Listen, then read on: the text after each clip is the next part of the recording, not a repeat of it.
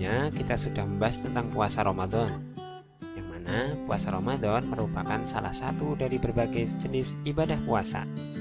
Puasa ini mulai diwajibkan oleh Allah Subhanahu wa Ta'ala, yakni sejak tahun kedua Hijriah, yang mana puasa tersebut didasarkan pada Quran Surat Al-Baqarah ayat 183, yang mana tujuannya agar kita menjadi orang-orang yang bertakwa. Nah, selain puasa Ramadan, ternyata masih banyak puasa yang perlu kita ketahui dan bisa kita laksanakan untuk menambah pahala kebaikan kita. Berdasarkan hukum yang menyertainya, puasa-puasa tersebut dapat dikelompokkan menjadi dua, yakni puasa wajib dan puasa sunnah. Apa sajakah jenis-jenisnya? Dan apa keutamaan dari masing-masing puasa tersebut? Yuk simak terus videonya. Kita mulai dari puasa wajib. Puasa wajib yang pertama ada puasa nazar. Puasa ini dilakukan karena seseorang memiliki janji kebaikan. Misalkan dia berjanji, jika saya ranking 1 di kelas, maka saya akan puasa 3 hari. Nah, ketika dia benar-benar ranking 1, maka dia wajib melaksanakan puasa 3 hari tersebut, yang mana puasa ini disebut dengan puasa nazar. Puasa ini didasarkan pada Quran Surat Al-Insan ayat 7, yang artinya mereka menunaikan nazar dan takut akan suatu hari yang azabnya merata di mana-mana.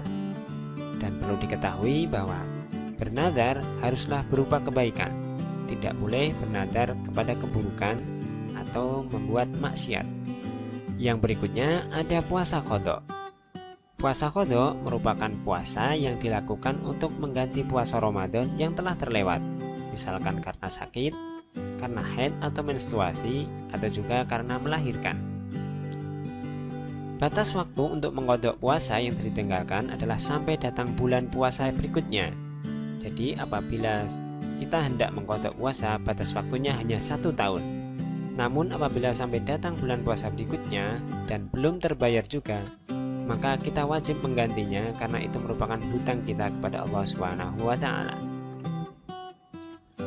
Puasa ini didasarkan pada Quran Surat Al-Baqarah ayat 185, yang artinya, dan barang siapa sakit atau dalam perjalanan lalu ia berbuka, maka wajiblah baginya berpuasa sebanyak hari yang ditinggalkannya itu pada hari-hari yang lain. Berikutnya ada puasa kifarat atau puasa denda. Puasa ini merupakan puasa wajib yang dikerjakan karena melanggar suatu aturan syariat. Aturan-aturan tersebut diantaranya yang pertama, tidak memenuhi nazar. Misalkan seseorang berjanji jika sembuh dari sakit ia akan melaksanakan umroh. Namun ketika dia sudah sembuh sampai batas waktu tertentu, dia tidak juga melaksanakan umroh karena terhalang biaya.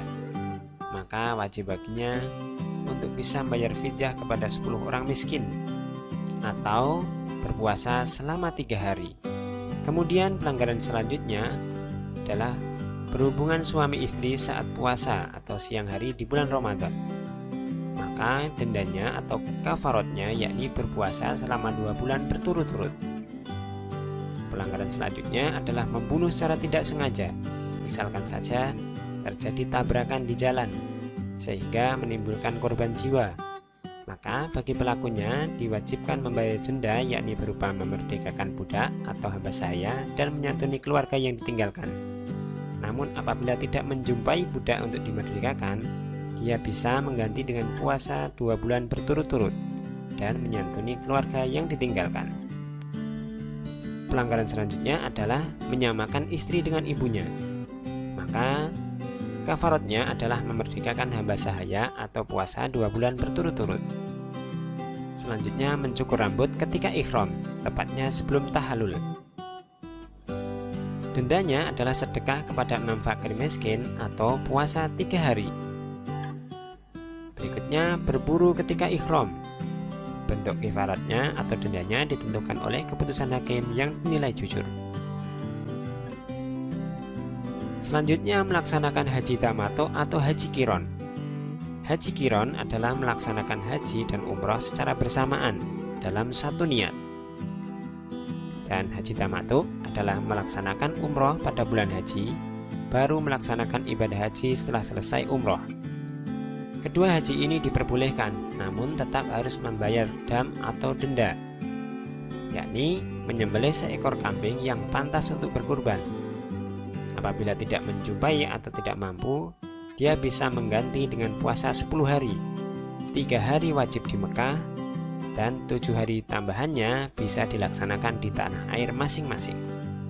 Nah, itulah tadi tentang puasa-puasa wajib. Selanjutnya kita masuk pada puasa sunnah. Yang pertama ada puasa Syawal. Puasa Syawal merupakan puasa atau 6 hari di bulan Syawal. Bisa dimulai tanggal 2 Syawal. Puasa ini boleh dilaksanakan berturut-turut tanpa ada jeda atau berselang-seling. Misalkan sehari puasa, sehari tidak. Dari Abu Ayyub dari Rasulullah SAW bersabda, siapa berpuasa Ramadan kemudian mengikutinya dengan berpuasa 6 hari di bulan Syawal, yang demikian itu pahalanya seperti puasa setahun. Hadis riwayat jamaah kecuali Bukhari dan Nasai. Yang selanjutnya ada puasa Arafah. Puasa yang dilaksanakan pada tanggal 9 Dzulhijjah atau tepat pada hari Arafah. Keutamaan dari puasa ini berdasarkan hadis dari Abu Qatadah, Nabi SAW bersabda, puasa hari Arafah itu menghapus dosa 2 tahun, 1 tahun yang telah lalu dan 1 tahun yang akan datang. Hadis riwayat Muslim. Puasa sunnah selanjutnya adalah puasa Senin Kamis. Ini merupakan puasa yang sangat familiar untuk kita semua. Bahkan mungkin banyak dari kita yang sering melaksanakannya. Puasa ini didasarkan pada hadis Nabi Rasulullah SAW bersabda, ditambahkan atau dilaporkan amal-amal umatku pada hari Senin dan Kamis, dan aku senang amalku ditambahkan atau dilaporkan, maka aku berpuasa. Hadis riwayat Ahmad dan Tirmidzi. Jadi memang amal-amal kebaikan manusia itu akan dilaporkan oleh malaikat kepada Allah itu ketika hari Senin dan Kamis. Selain puasa-puasa tersebut, ternyata masih banyak puasa-puasa sunnah yang dapat kalian temukan dan dapat kita laksanakan. Di antaranya ada puasa Asyura atau 10 Muharram, puasa Tasu'a, puasa Yaumul Bid, maupun puasa Daud. Puasa ini dapat kita laksanakan untuk menambah amal kebaikan kita selama di dunia. Nah, itulah tadi macam-macam dari puasa wajib dan puasa sunnah. Namun perlu kita perhatikan, ada waktu yang terlarang untuk berpuasa, yakni pada Hari Raya Idul Fitri tepatnya 1 Syawal, Hari Raya Idul Adha pada 10 Dzulhijjah, dan 3 hari tasyrik, yakni 11, 12, 13 Dzulhijjah. Semoga materi kita kali ini dapat menambah wawasan kita semua. Semoga bermanfaat. Kita berjumpa lagi pada video berikutnya. Wassalamualaikum warahmatullahi wabarakatuh.